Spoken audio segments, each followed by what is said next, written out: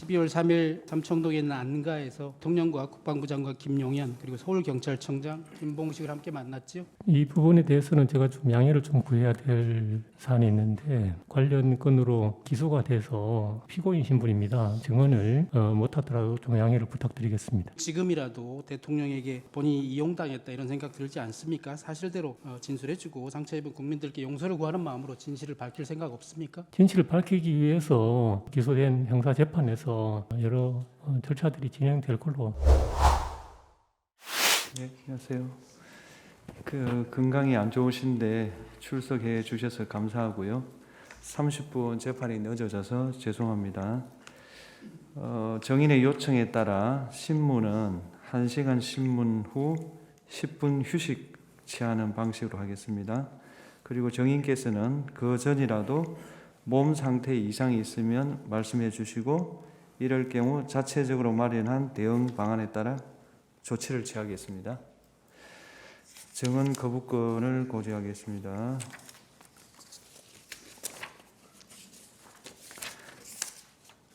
본인이나 친족 또는 친족이었던 사람, 법정 대리인, 후견 감독인이 형사소추 또는 공소제기를 당하거나 유죄 판결을 받을 사실이 드러날 염려가 있는 경우 사유를 소명하고 증언을 거부할 수 있습니다.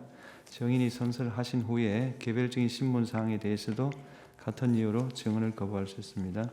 증인이 선서를 하신 후에 경험하지 않은 사실을 경험한 것처럼 기억이 불분명한데도 분명한 것처럼 진술을 하는 등 거짓말을 하시면 위정죄로 처벌받습니다. 선서하십시오.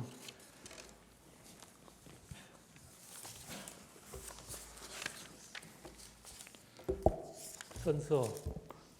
양심에 따라 숨김과 보탬이 없이 사실 그대로 말하고 만일 거짓말이 있으면 위증의 벌을 받기로 맹세합니다. 증인 조지호. 네, 청구인 주신문 하십시오. 경찰청장님, 예.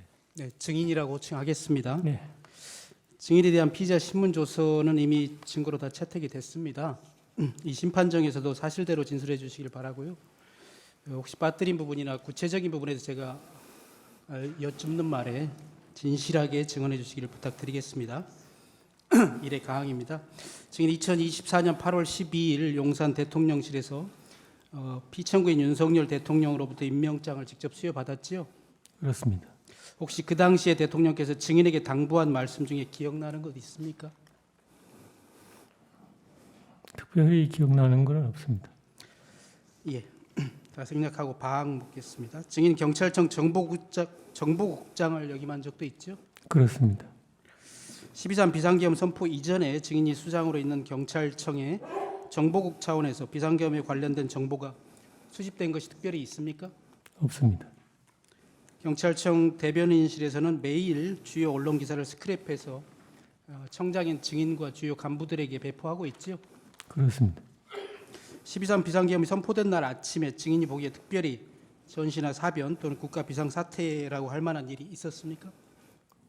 특별한 기억은 없습니다. 그날 주요 언론의 뉴스들은 소위 명태균 핸드폰이 언론사라 민주당의 명태균이 휴대폰을 제출하겠다고 한 내용이었는데 혹시 증인 기억납니까? 그게 매일매일 거를 기억할 수는 없습니다. 그날은 이제 비상계엄 한 당일 아침이니까요. 특별히 기억 안 납니까? 그날 비상계엄이 저녁에 발표가 됐기 때문에 그 비상계엄 한다는 날하고는 전혀 상관없이 보통의 날하고 똑같은 날이었습니다. 예. 12월 3일 저녁에 안가에서의 회동에 대해서 몇 가지 좀 여쭙겠습니다.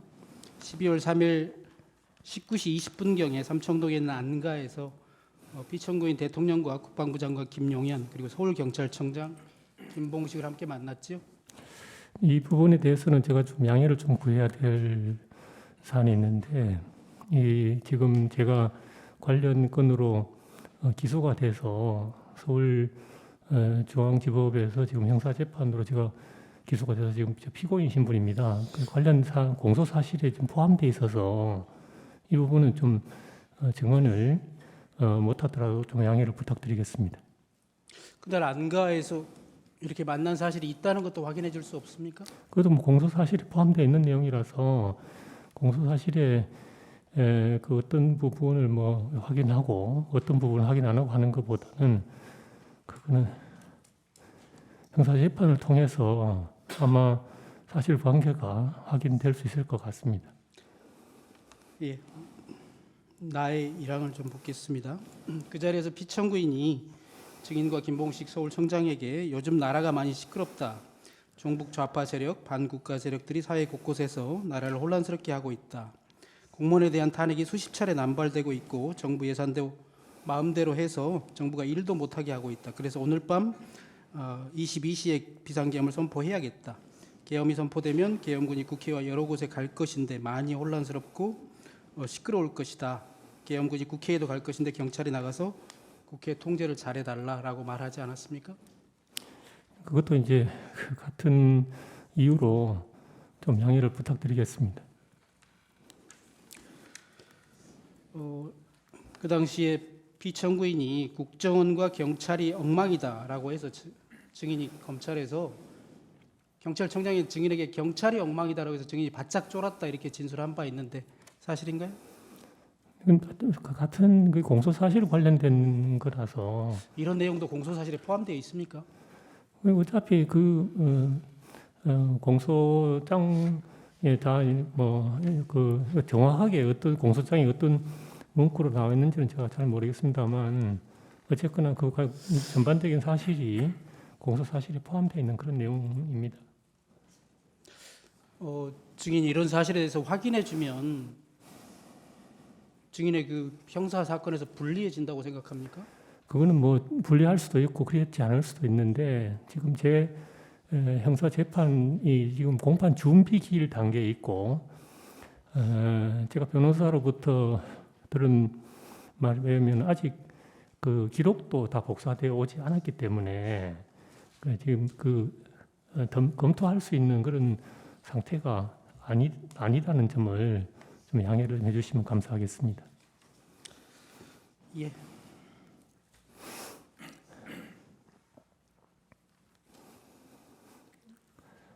지금 그 안가에 갔던 것은 대통령이 불러서 저녁 식사를 하는 줄 알고 갔다가 사실은 저녁 식사도 하지도 못하고 불과 한 10분만 있다가 나왔는데 실제로 비상계엄이 선포되었고요. 증인은 결국 내란 주요 임무 종사죄로 구속 기소돼서 지금 재판을 받고 있습니다. 증인 지금이라도 대통령에게 본인이 이용당했다 이런 생각 들지 않습니까? 사실대로 진술해주고 상처 입은 국민들께 용서를 구하는 마음으로 진실을 밝힐 생각 없습니까? 그 진실을 밝히기 위해서 그 제가 기소된 형사 재판에서 여러 절차들이 진행될 걸로 알고 있습니다.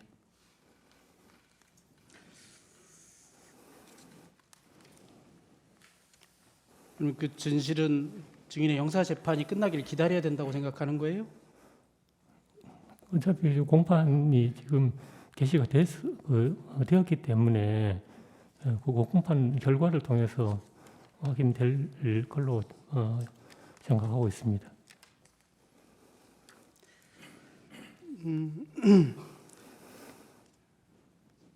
몇 가지만 더 여쭤보겠습니다. 그 안가에서 국방부 장관 김영현이 증인과 김봉식 서울경찰청장에게 A4 문건을 각각 나눠줬다고 하는데 그런 사실이 있습니까? 그것도 지금 같은 맥락으로 조금 양해를 좀 부탁드리겠습니다. 그럼 제가 묻는 말에 어떤 부분에 대해서는 답변을 하실 거고 어떤 부분은 답변을 안 하실 생각인가요? 공소 사실과 관련된 부분은 제가 답변 드리기가 어렵습니다. 왜냐하면 중복해서 말씀드리지만 지금 기소가 돼서 공판이 지금 시작이 됐고 다분히 초기 단계인 준비기일 단계이기 때문에 제가 지금 어떤 증거에 대해서 어떤 결정을 내리기가 좀 쉽지 않은 그런 상태라는 점을 좀 양해를 부탁드리겠습니다. 예.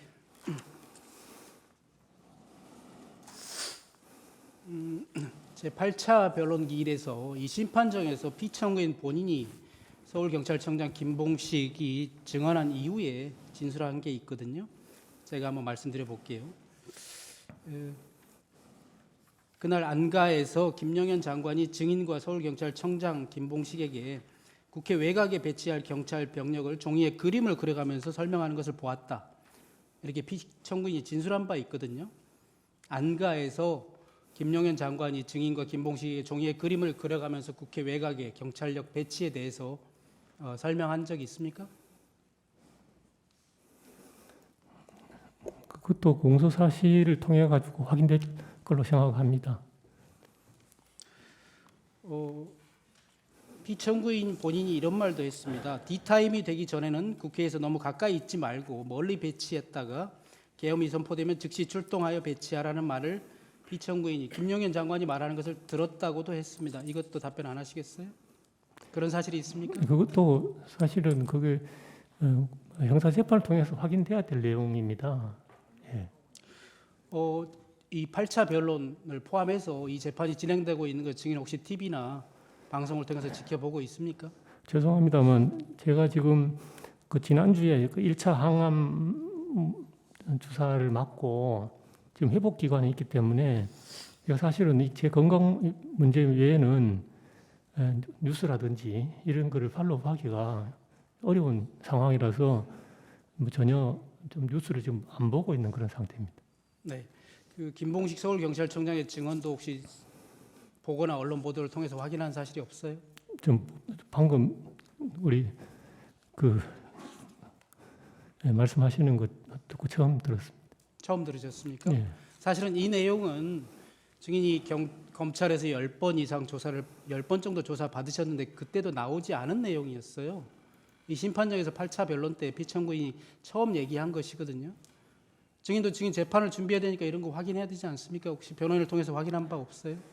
죄송합니다만 제가 여기 증인으로 출석하면서 성실하게 준비를 해 왔어야 되는데 사실은 제 건강이 그 정도까지는 여력이 없어서 일단은 제가 검찰에서 조사받았을 때까지 그리고 12월 3일 당일날과 관련된 여러 가지 제 기억하고 있는 내용을 성실하게 증언하기 위해서 나왔습니다.